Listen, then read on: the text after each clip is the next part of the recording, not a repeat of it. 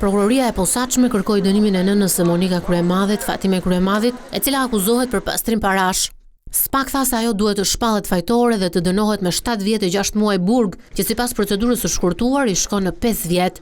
Duke marrë në konsiderat moshën, prokurorët në përfundim i kërkuan gjykatës që dënimi të pezullohet dhe t'i konvertohet në 5 vjet shërbim prove. Sipas prokurorëve Sotir Klapi dhe Arben Kraja, Elma e Kryemadhit nuk justifikon dot disa shuma parash dhe po ashtu 2 kredi që ajo ka marrë.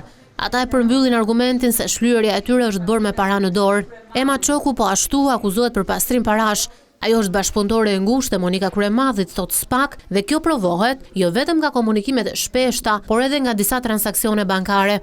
Një lloj si për Fatime Kryemadhin, edhe për të prokuroria kërkoi të dënohet në përfundim me shërbim komunitar për 5 vjet. I treti bashkëpunëtor në dosjen Meta Kryemadhi është babai i deputetes Erisa Xhixho, Piro Xhixho.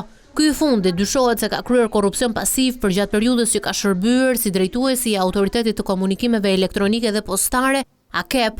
Ai akuzohet për episodin korruptiv të lidhjes së fibrës optike dhe marrëveshjen e interkoneksionit për të favorizuar kompaninë e Adrian Shatkut.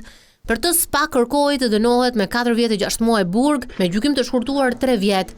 Në përfundim, edhe për Xhixhon, dënimi u kërkua të lehtësohej në 5 vjet shërbim prove.